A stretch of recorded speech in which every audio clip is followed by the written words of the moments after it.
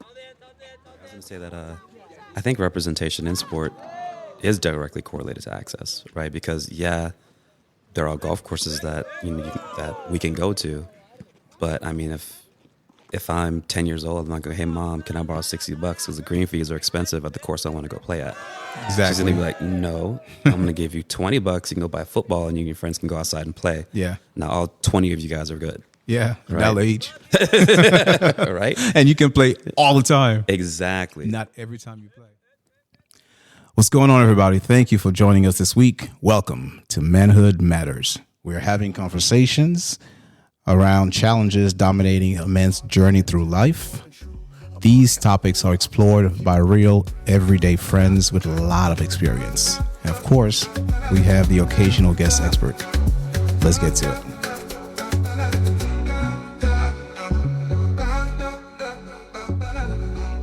What's up, fellas? What's going on? What's up, brother? Appreciate you guys being here. So today we're going to talk about sports and how it shapes our identity. Let me get to my notes. Be here so early, but to be prepared. And, I purposely showed up late because I know how we are. We're gonna talk about that. That's another Great podcast. Topic. Yeah, we're gonna talk about that. That's a very next podcast, my friend.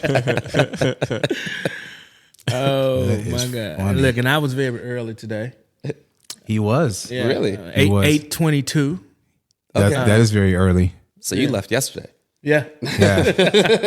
pretty much. So today, fellas, we have a subject that I think is really, really important because there are so many parallels between sports and life. As a sales trainer in my career, I can't even think of how many times I've made that parallel where I would be training and talk about a sports figure, a sports team, and, you know, the discipline and what it takes to go from where they are and where they want to go. First thing is I want to talk about how it shapes character and values. Yeah, we've all played sports. What did you play, DJ? Track, volleyball. I was good at it. Student athlete, kept me healthy, kept me going. I also recognized it wasn't going to be something that I was going to take to the next level, allow that to be my profession or. Gotcha. Jabari. In high school, I ran. So I started track. I mean, I started in junior high, but I didn't really start till I got to high school. Anything from the 100 to the 800, long jump, high jump. Did the decathlon before I graduated high school. Did it like 2 times. And then I ended up getting recruited to go to Wisconsin on a track scholarship. When I first got there. That's pretty serious, man. Yeah, it's pretty good. Yeah. It's pretty good. I was a decathlete when I first got there. A couple of years later, became a sprinter, and then graduated, decided I wanted to keep running, ran for, made the world team for Team USA, went to World Championships back in 2004. Running to what? 4x4. 4x4. Okay, so relay. Yeah, so I was in the relay, and typically when you make a Team USA international team, like a world team or whatever it is, the 4x4, like we always win the gold medal. Right. When I made the team, so to back it up even more, I shouldn't even have made the team. Like I was good, but I wasn't that good. Right. The reason I was able to make the team, one, I just believed in myself when I got there, but 2, the Olympics were that summer. So a lot of the faster people took that time off because they didn't want to get hurt for the Olympics. So it was a little bit of a weaker field. Right. So, I snuck in, made the team, and I called one of my friends like, I'm coming home with a gold medal. I'm so excited. Because, I was All-American, but it was a relay, right? So it was like I was always good, but not like the best in the entire world, the best in the nation. So finished 4th at Nationals, made the world team in the 4x4. We're supposed to win a gold medal. We were leading after 3 legs, and they went to do the final handoff, and they dropped the stick. So we went from gold medal, the guy picked up the stick, jumped back on the track, finished in 3rd. So I was like, well, at least I got a bronze medal. And then the 4th place team filed a protest, which is Ireland, and they got us disqualified. So we went to no medal. So from gold medal to bronze medal to no medal. Because you dropped the stick. I didn't drop it. Oh, okay. I thought you dropped it. Okay. I want to clarify. I was gonna say that's how villains. Just you have that story like. Oh, Yeah, man. no, I didn't drop the stick, but I mean, it was a great experience. You get to represent your country, on a world stage, and not a lot of people can say that they've done that. So, Man, No, man, that was cool. That's you should have went last, man. I'm gonna feel bad about talking about mine. I didn't run track. He's like, I take that back. Tiddlywinks. I just ran around. I did checkers on the chessboard. I didn't All run right, track. so baseball. let me go ahead and say, look, I played football. High school football. High school football. Okay. It's organized. I did great Pee Wee football all the way up to senior year. I was one of the strongest men on the team, boys on the team rather. I ran in a 40. I ran a 4.6, so I wasn't a slow lineman. I was one of the fastest linemen that was on the team. One of the strongest persons on the team. I think after I left, and I graduated from Kirby. Like 2 or 3 years it took for somebody to beat my lifting award. Yeah. Bench press award. So I got a little accolades. That's there, what's up, man. And, I mean, I didn't go to the the NFL, anything like that. But I was really well known for doing playing sports and Kirby High School. Kirby That's High Memphis. School. Memphis, Tennessee. There you go. So you're Memphis Cougars. famous. Cougars. That's right. Shout out to them. That's right. That's right. I should have gone first because I definitely should have gone first. I've been an athlete all my life. Played soccer growing up. As a kid growing up in Haiti. Just like if you grew up here, like you're gonna play basketball if you're a kid, and you don't have anything else going on. You're gonna put a basketball in your hand. You're gonna play. But in Haiti, it was soccer. If we didn't have a ball, we'd make a ball. I mean, like what you see on TV sometimes on these countries where people play with a grapefruit. That's for real. We make balls out of socks. We play with a can, like like a milk can. That's the ball. We didn't head that too much, But then when I got here, I played high school because I came to the States when I was 14. So got here, started playing high school soccer. I was killing those guys. It was just like too easy. But because it was easy, I took it totally for granted. I didn't take it serious. I didn't get organized. I didn't receive the coaching that I should have received. But also I was that kid who was just like a little arrogant about it too. I'd show up to practice whenever. Coach never benched me because he was like, I do what this was a school, this is Almont, Long Island, and there weren't that many good players on the team. So he's like, he'll yell at me, but I'm starting every time. Right. And I was good enough to have gotten a scholarship, so I did. I was going to go to UConn, University of Connecticut, and then I had another offer to go to Miami. So I took the one to Miami, and then that's the offer I accepted. And 2 months before I was supposed to head out there, I was going to live with my dad. And then he called and he was like, hey, man, I got this great opportunity to do some business in Haiti. I'm out. I was like, oh, like you're out? Like, he's like, yeah. So don't come. Okay. And that was it. So I went the next 3 years without going to school. Wow. And, I was like, oh, I think I know what to do. I'm going to party because I was an idiot. Right. Wow. So that's what I did for the next 3 years. And I didn't go to school till much later. But I graduated high school and just started playing music and just left soccer alone. So that was my thing with sports, but again, growing up, like you said, DJ, we played everything, man. Right. Ran around, we played everything. So, how has these sports that we've played like shaped our character? I guess I can go first. So for me, I actually started in martial arts when I was probably 12, 13 years old. And I was in martial arts, obviously, you have to have discipline, you have to have focus, you have to have respect, because if not, they're going to hurt you, right? Your instructor's going to physically hurt you if you don't have those things. So because I was so athletic, I was good at it. And when I was in high school, I was doing both. I was doing martial arts and track and field at the same time. So track and field is pretty much the same thing in regards to pain tolerance, right? I'm sure you know this, DJ. It's just, if you're doing a longer sprint, it's just whoever slows down first is going to lose, right? Because the pain is just overwhelming. You just feel like you're going to die. So that directly correlates to the real world if you're a grinder, especially if you're in sales, like you, Stéphane, or you, Willie. But I'm sure at some point, we all have sold something, depending on what we've done. So sales is just you're grinding it out, right? If you want to be successful, it's how willing are you to go out there and keep doing the same process over and over again.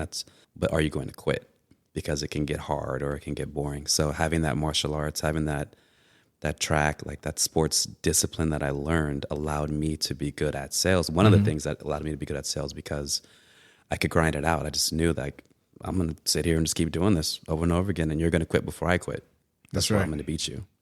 Appreciate that, man. That's dope. As far as the significance of representation, how important do you think that is? What does it mean to you? So I'll give you the example why I asked the question. So for instance, when you look at Simone Biles, we've always had, gymnastics for a long time. And of course, there's been people, they were black girls before Simone doing it, right? In great fashion, but she became the most famous person to do it.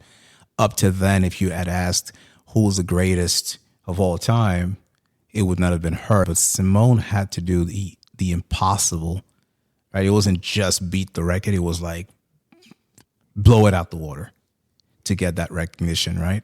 And same thing with Serena. There's not just Serena. You have Serena, you have her sister Venus, you have other girls, you have Coco doing it right now. You have a lot of people that have been there, Arthur Ashe, when it comes to tennis, but how important is that representation when it comes to certain sports? Most definitely. Representation is something that is actually needed, especially for our community.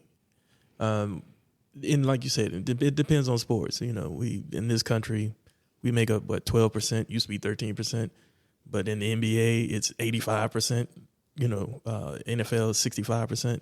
So in those sports, at least we have the opportunity to look and see whatever my background is, there's a possibility that I can make it to the top tier. I could make it to that high level. I could change my economic situation. I could change my social situation. So for those popular sports, the representation is needed. Even though it's saturated, it's needed there just to say you can start here and end there. But in those outliers they're no longer outliers, but we used to look at them as outliers, tennis and golf, for some, soccer or football, depending on what country. It's football. Y'all ruin it over here. Right. I normally say football to be respectful, but if you say that, they go, "You talking about with the helmets?" They're like, "No." So but as you recognize, so the representation in those areas is also to let it be known that there isn't any place that we can't touch, and there isn't any place that we don't touch and have the capability of being the greatest. So representation there is not only to say, well, I made it on the court or I made it on the field, so we're here, yay. And I was like, no, once we get there, I want you to understand, we're probably going to knock somebody off that pedestal, and people are going to be looking at us to beat our records or to reach our level. So for me, across the board, I know it's very necessary for that person who may feel like I don't have enough hope, and then also for that person to go, I am a winner, and I want to make sure that it's represented, it's recognized, and realize that I am that winner. So as far as representation is concerned, I am all for seeing us in every aspect. Ice skating, Debbie Thomas. That's the only. That's right. And Bonali, she was the sister that could do the flips and the backwards flip, yeah, right. And they made it illegal. Mm-hmm. Yeah, right. She did it, and they were like, "Yeah, we're gonna make that illegal so that no one else can do it." Right. It's a dangerous move, but she pulled it off. Right, and did it well. Yeah, you got disqualified. Right, and she just smiled with it. It's one thing as an individual. I want to set the bar and let people see I can do this. For me, in my heart, I love seeing someone do it and go, "See, we can do this." Right. That's my point. Like, I think that it's extremely important to see, because, for example, like, I never pay attention to hockey. I do like hockey, incidentally. I do like it because to me it's like soccer on ice. I like it's a goal here, and it's, I forgot, is this 5 players? It's probably a little bit more than that, but is it 5 versus 5? We don't know, right? But whatever. Willie's like 3 periods. yeah. I know it's at least 5. Give me the line. It's not that many. It's not that many. It's a quarterback. It's a quarterback. But there's a goalie, right? And then you have forwards, you have midfielders, just like in soccer. So I've always liked that. And I thought, man, what an incredible skill, right? Try to stand on ice skates, let alone act like that's just part of your body. It's an extension of your legs, and it's just to do all of what you're doing. I like it. I also like the fact that they let him fight, because that's pretty interesting to me. Like get out of the way and let him, let him air it out. Throw the gloves off. Yeah, throw the gloves off and go. But the second a brother came into the league, I paid attention. I was like, wait, what's going on here? Right. And yeah, he's not the greatest. He's done some things, but he doesn't get there unless he's amazing. Yeah. You know what I mean? You don't just get there just to get there. You get there because you have to be so good, because you have to beat a lot of other people. You have to take that spot. I just thought about what Cedric Entertainer said, like letting blacks in hockey, giving us a reason to fight. Right. That they don't need give us a reason to fight. That's right. I look at, obviously I'm a golfer, and you guys know this, but like when I think about like Tiger, to think there is still a debate who the greatest of all time is. There should be no debate. It's 100%. It's right. Tiger. It's, that's just what it is. Right. And you watch his growth through the sport. To this day, he's still a contender, and he's got bad knees, bad back. Right. He's just, still a contender. And he changed golf because he forced people to become athletes. That's right. Because golfers before Tiger, they didn't look like athletes. They didn't. No. Tiger looks more like a boxer. I didn't realize how tall he was. How tall is he? He's like 6'1", 6'2". Yeah, he's not a short dude. No. Yeah. Broad shoulders, like stands like a real athlete, dude. And it totally changed the game. And it's to the point where, man, I don't know how many black golf associations there are anymore. It used to be kind of rare. Now it's just like everyone plays golf, like every brother. And I'm recruiting. I'm always looking for like, hey, come on, you should come play with me and get you in the sport and things like that. So it matters. It makes a difference. Like we were talking before the show, we were just saying how, and I hope everyone really, really pays attention to this right here. HBCUs are always looking for young men and women to join their golf team. And it's so sad because they're not finding these athletes. It's to the point where you watch certain HBCUs that have white kids playing, right? Or an all-white team at an all-black college, right? Now, keep in mind, HBCUs, they don't tell you that you can't join because you're not black, right? Because that's not how it goes. It's just that we've been excluded, so we went and made our own school. That's all an HBCU is, right? I mean, there's a lot more to it, but the bottom line is we're saying, well, okay, we're not allowed to go here. We can't use that restroom. We'll go and build our own restroom. You look at HBCU and you have, I looked at the athletes and I was looking at how well they play. So if you're shooting a 72 at a round of golf, you're a scratch golfer, you're a very good golfer, a very, very good golfer. You're not pro, but you're very, very good, right? So these guys on that team were like shooting like close to 80 and they still made it in. It's because they couldn't get a scholarship at any other college. But since those spots were vacant, why the hell not get a free education and come play at this black school? And our kids are not playing that sport. But now you have access to a lot of courses. So why do you think that is that we're not playing certain sports? Sorry, I was going to say that I think representation in sport is directly correlated to access, right? Because there are golf courses that that we can go to, but I mean, if I'm 10 years old, I'm not going, hey, Mom, can I borrow $60 because the green fees are expensive at the course I want to go play at? Exactly. She's going to be like, no, I'm going to give you $20. You can go buy football and you and your friends can go outside and play. Yeah. Now all 20 of you guys are good. Yeah. Right? $1 each. Right? And you can play all the time. Exactly. Not every time you play. And I'm going to jump in right there really quick because you were probably about to go there. With access, they're not in our neighborhoods. Correct. The golf courses. They're not there. Most definitely. And mom's not going to drive or catch a bus, No. 20 miles away or, 20 minutes away to where that exposure is there. So, and then your peers, right? If you're that black guy going to play golf or tennis and you're in the hood, your friends are looking at you like, oh, so you white now? Right. So then there's that stereotype. Social pressure. Mm-hmm. So I think that one of the things that I want to maybe dispel some of that stuff, because I agree with you to some degree, but not 100%. So definitely access and money's an issue. Soccer costs a lot of money to play.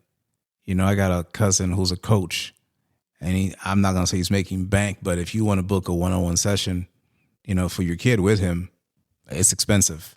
There's equipment. There's all kinds of stuff. Same thing with hockey. Same thing with, you know, golf, because you need to buy the equipment, green fees, like you said. So there's a whole lot of that. Tennis costs a lot of money. Those rackets aren't cheap. You know, they break.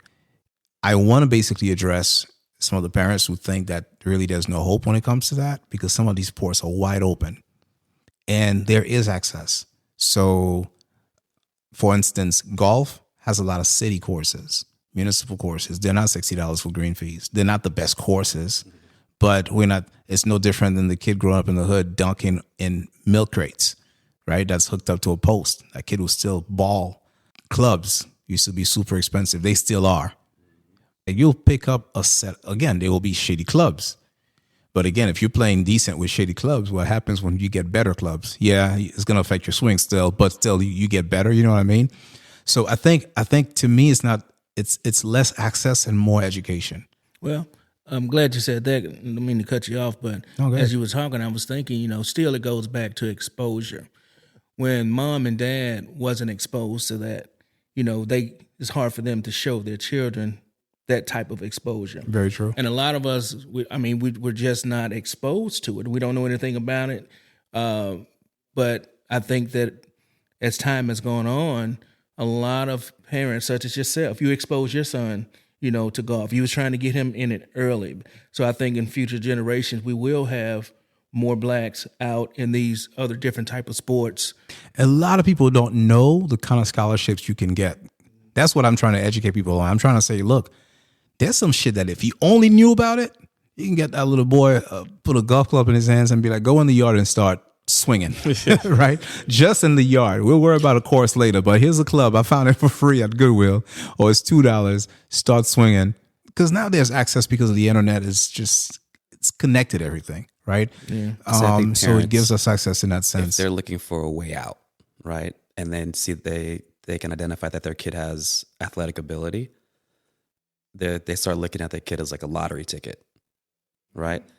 And then the question is, do you want to play and try to win the big lotto, the Mega Millions, the Powerball, NFL, NBA, or are you trying to win like the daily cash 3, tennis, golf, right? Again, that goes back to education. Are you serious? I am serious. Golfers make more money than most people in the NFL. Yeah, but if you can just make the team, like you barely play, you just make the team. Gotcha. Like what's 800,000, 900,000 just to make get the benched team and still make good money. Versus, I mean, if you win a golf tournament or finish top 3, you have to win the golf, right? You make $1 million. You can't just be on the team. You have to win. Yeah. The barrier to entry is not that hard. That's a great point, Willie. It's the, you know, the cost of entry is just to get in. So are we talking about the family expectations, you know, and the pressure that the family themselves put on the athlete? 100%. I mean, how many times, you know, like if you see a kid, you're watching the NFL draft, right? You see all these kids are coming out of college, and who's sitting next to them? Mom, girlfriend, maybe dad, right? And they're just crying their eyes out. They go up there, you know, I want to thank my mom, you know, doing this for family. Like everyone's doing their family. Like no one goes up to go, yeah, you know, I did this for myself. I want to thank me. All those hard days of feeding myself, take care of myself, growing up, you know, it was hard, but I did it all myself, by myself. Like no one says that, right? It's always like they're always doing it for the family. And then how many people go broke because they're giving all their money away to their family? You know what I mean? So, and then that goes to education. So I think I think that a big piece of that is it's a lottery ticket, and people want to win big. You all are around some of the things I'm thinking about, which is investment. What can I invest? Do I have the time to invest in taking my child to a thing or a field or a course that's far away? Because I got these 2 jobs I got to get to. Right, or the money, the time, and the effort, and not to make an excuse, but as you were saying, Willie, if you're in a particular neighborhood where I can go 2 blocks down and see a basketball court, I can go, a mile away and go to a football field for a high school where no one's playing, and we can go out there. I can, or just a park. You can just play football at a park with your boys. Even if for those of us in my bracket back when I was young, it's free to run. Just don't. If a tree's not in front of you, I want you to run. That's what you could do. But we talk about like highlight or squash or cricket, the pickleball. You're not gonna find anything like that. But what I just thought about that was really funny. But something to think about it. When I was a kid, I don't remember ever seeing, commercials or golf commercials or anything. Everything was football and tennis. I didn't see that. Football or basketball. We didn't see tennis. I'm like, what's the TV programming for the black community? They did not allow that so in. To your point, that's exactly what happens. Yeah. Right? Because, Channel 7 here, the news and all of that is not Channel 7 in Sandy Springs or whatever other little suburban area, because the commercials are targeted for that particular neighborhood, right? So you're not going to see too many Charles Schwab commercial in the hood. Like if you're watching TV there, they know no one's investing their money and not taking, tens of thousands of dollars to go invest in the market. Right. So they're not going to play that commercial. What you're going to see is a whole lot of commercials that cater to that audience or that keep them exactly where they are. So you're not going to see those. Personal injury. I just hit me like I don't remember seeing that as a kid. Yeah, so that makes sense. But if you grew up in the Hamptons, every commercial will be about Bethpage Black Golf Course and certain things, and so you'll see that depending on where you are. So it's a lot deeper than what mom and dad can do for their children. Just like day-to-day exposure. Mom and dad at work. What is the child watching on television in his community? Correct. And that used to be an issue. This is what I'm saying is that the internet has connected so many things. It's basically allowed us to pull back the curtain and see what's behind there, because we all have access in that sense. You're right. I still got to get to drive. Like you said, DJ. Can the parents drive the kids to the golf course? I got these 2 jobs I got to worry about. I don't have time to take you to the golf course. 1 round is 3.5 hours. If you play like Jabari, it's 6 hours. I was going to ask y'all who won that last game. We would keep score. Just we kept score. No, we didn't finish. Actually, we played 9 and it got dark, so we didn't finish. But if someone was in the lead, it wasn't Chuck. It wasn't Chuck. Shots fired. Hey, he should have been here to defend himself. He's not here. Right? He's not. So talk to me about how just your background in sports has influenced leading a team. Does that help you? I know, Willie, obviously you lead a pretty big team. Do you correlate that experience to what you're doing today? Yeah, most definitely. Because like we were saying earlier, it's the discipline that it creates. Being well-rounded, allow you to work with a team to get to a common goal, and allowing the other person that's good at that problem, allow them to run their course. As long as we all have the same common goal, don't be afraid to pass that baton to the next person, delegate, or whatever you have to do. And I think sports kind of got me on track with that. That's what's up. Yeah. And what about life after sports? I think if you do sports for a long enough time, or if you take it serious enough, you're competitive, right? And if you're a competitive athlete, you tend to be a competitive person. So when you leave sports, you just don't stop being competitive. Like you're gonna put that in something else. So whether that's your job, whether it's your relationships, whether it's your hobbies, whatever it is, that competitive side of you, you're just gonna drive that. So if you're used to winning, and then you don't win in sports anymore, then you're gonna go do sales or whatever it is. Like you're translate over. Exactly. You're like, I'm not gonna just not want to win anymore. I'm just gonna want to win at this. Right. Yeah. I've compared it, like I said, 1,000,000 times myself. Whether I was training, I would always talk about sports. I'd made that comparison every single time because it makes sense. You're competing at life. You're competing at something. There's something we're going out to do, and there is an opposition. As the customer, you have to overcome that objection, right? You are basically going from, hey, this is our goal, and we're going over there to score, and there's a person defending on this end, telling you, giving you all the common objections that we're used to, right? Now it's not the right time. Money's an issue. Think about it, which basically means now it's not the right time and money's an issue. Right. Exactly. I'm not interested, and you have to, you hear that and you overcome that objection, but it's basically you getting around the defense so you can get to score. When I'm, even what I do now, when I train other salespeople and sales organizations, I know that I always kind of bring up sports, whether it's an athlete in particular or a particular team or a particular sport. Patriots. Locker room, I'm not a fan. I'm just saying that, yeah. One thing that I love about their story is, you just made that point, Willie. In the locker room, it has this big old sign and it says, do your job. Do your job. You have one job and you by yourself could not win the game, but it's what you do, in addition to what this other person does, who has something very specific to that person's a specialist. The other person's another specialist. It's that combination. And don't worry about what the other person's doing. Right. You do your job. Your job is to block. Do that really, really well. The other person, their job is to throw the ball. You need to do that really, really well. We're going to block for you. You need to throw the ball when they block for you. The next person, your job is to be open. You need to run this particular play, and your job is to be open. And if we all do our job, and if the person don't catch the ball at the end, it's all for nothing. It's all for nothing. Oh my God! Exactly, because they didn't do that one job. They didn't do that one job. One job. We all did our job, and we all fail as a team.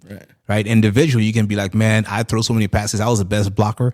But no one's going to care if every time you step on the field, your team loses. Right. Yeah. So all that matters is you do your job and you do it really, really, really well. And that's what I love about sports is that correlation between sports and life. Because again, as a team, how many times have we had a goal that we had to meet?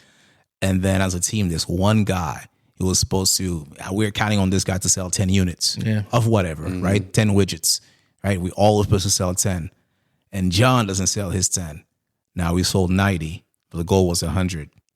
And at 100, the team gets a bonus, and now no one gets it. The last thing I do want to talk about is popular athletes on social issues. My reason for asking that is I remember, I grew up in the 80s and 90s, and so the Jordan era, so I remember when there were issues, Jordan was real quiet about everything. Because Republicans buy Jordans too. That was his quote. Yeah, that was his quote. That was his quote. Yeah. Okay. And so, man, that's a problem. And I don't think it's their job to do that. But I mean, if anyone has a large social platform that can start change, I mean, it's celebrities and athletes, right? They have a large enough platform where they can get attention to that, which will then potentially drive something to change, right? Because kids are going to repeat what they say before they repeat what their parents say. I think the issue is like, I don't want an athlete raising my kids. I want to raise my kids. Sure. Right. That's not what I'm saying. Here's the other thing, but I don't want, once an athlete gets a big enough platform and they start to turn into an idol and these kids start looking at them as God and then they do something that's not God-like, and they kind of brush it off like, oh yeah, it was only one time I cheated on my wife. And then the kids are like, oh, okay, so I get a pass. Like when I was growing up, my dad happened to know some athletes and I was like, oh, and he was like, no. You can say that you want to be better than them, but I don't want you to ever say you want to be like them because he knew it was on the other side of the coin.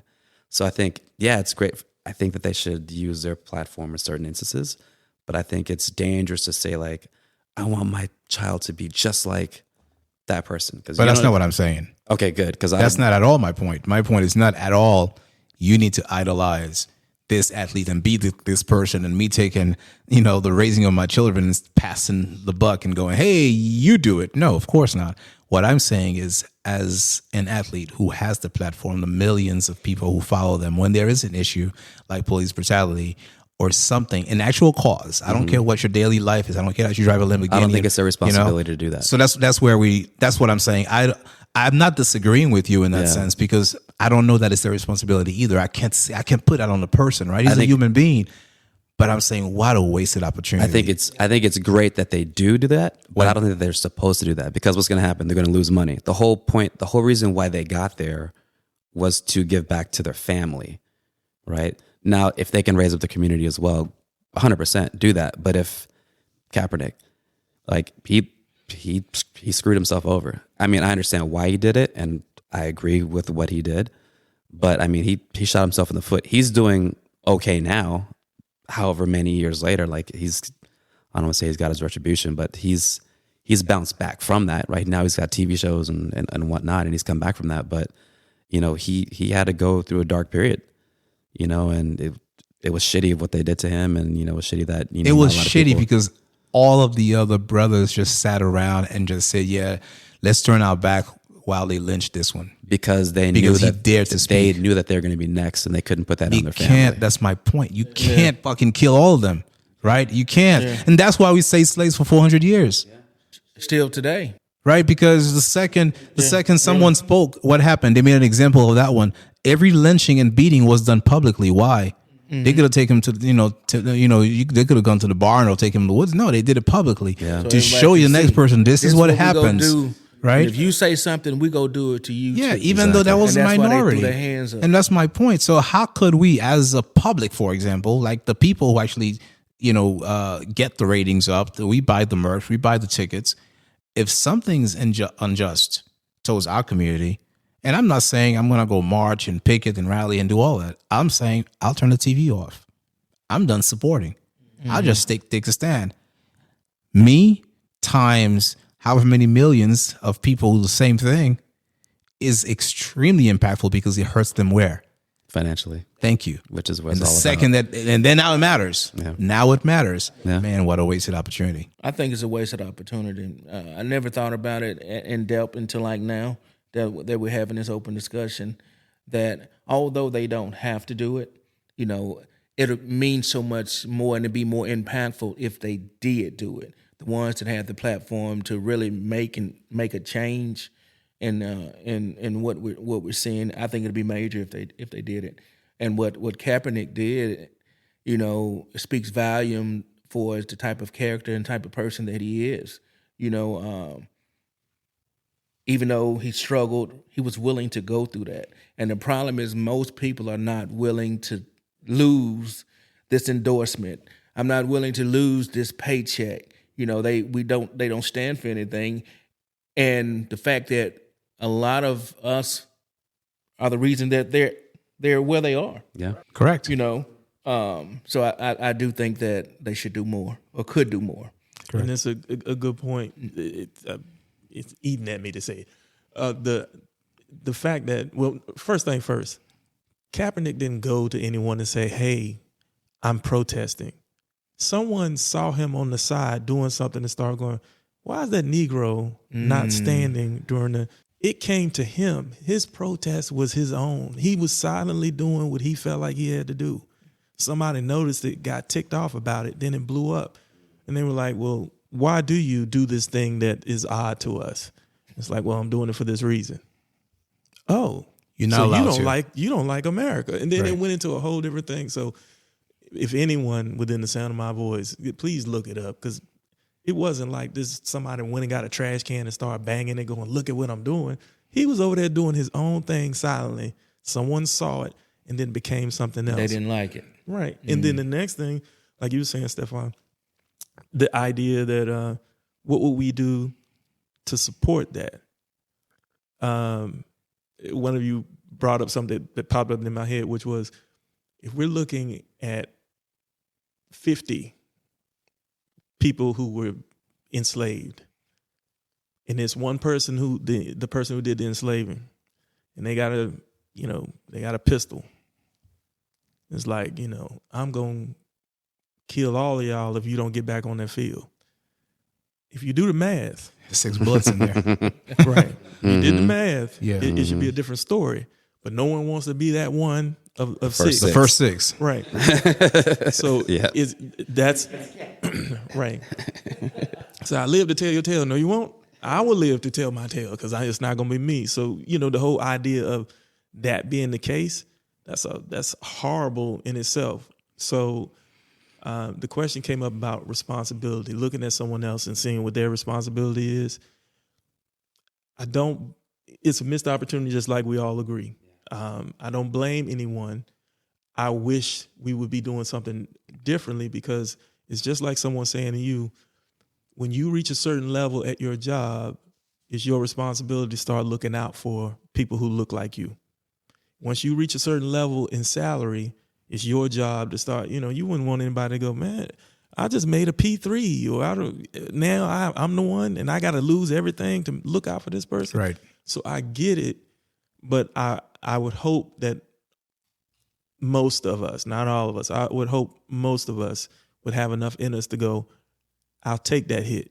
We were talking about, it's all about sports. Jack Johnson, boxer, got death threats because he had the nerve to be world champ and beat white boxers. Mm-hmm. He had the nerve to be good at his sport. And we got one of my heroes, Paul Robeson, actor, opera singer, but he was an athlete first, getting records in Rutgers for football. And then he went to pro before there was an official pro league. But he was the first person to take the United States to world court, to the Geneva Convention, to file claims against the United States for civil rights violations. He went before the world court and said, I want them to be indicted for that. And that was a black athlete that did that. And Malcolm X was the first person I heard of doing it, but it's like, no, Paul Robeson did it first. Then we got Kaepernick. We have a number of individuals who saying, I know this is going to hurt. I know this is going to hit it hard, but I'll do it. Correct. And I'm thankful for that. One of the first things I saw, my mom bought this 3-book set, Ebony, Black History. It was when those people used to come up to your door and go, hey, you got a child in your life who want to learn something? My mom, encyclopedia. My mom bought those books. And I had them. And one of the first pictures I saw was the brother, in the Olympics. Jesse Owens. Not Jesse Owens, but Tommy Smith and John Carlos. Black Fist. Oh, yeah. Mm-hmm. I love that picture, but couldn't figure out why I liked it. I'm like 5, 6, trying to figure out why it stood out to me. And then I started learning. Mm-hmm. Those brothers got, as soon as they came off the podium, medals gone, stripped, disqualified. Kick them off the team. Correct. Get them out of this country. And when they got back, they had death threats. Anybody that was associated with them got fired. They're professors and anyone, that type of thing. I love that type of spirit. I hope most of us have that type of spirit in us. And I hope there's at least one of us, I don't want to say each generation, but each household that will be willing to do it. There are individuals who on their own are doing things like that. And whether they're athletes or non-athletes, it has to happen. So that change that we're talking about, you're talking about access, those commercials. And if the commercials start coming on television, we start playing the sports more. We start playing the sports more, they start putting courses and fields closer to the neighborhood. Start putting them close to the neighborhood, we start playing more. We start playing more, we start getting better at it. The sport starts making money because we have more people great at it. Then we dominate again. Right. I mean, keep dominating. That first domino has to fall, and I'm hoping it's something from our hearts. We're doing it for the betterment of the community. But, I think it's got to happen. I was going to say, and you've said it multiple times, and I think you said it as well, but I think as far as black, I don't say just men, but we always feel like, okay, I made it. Okay, now I got to bring up some people with me. Right? Know.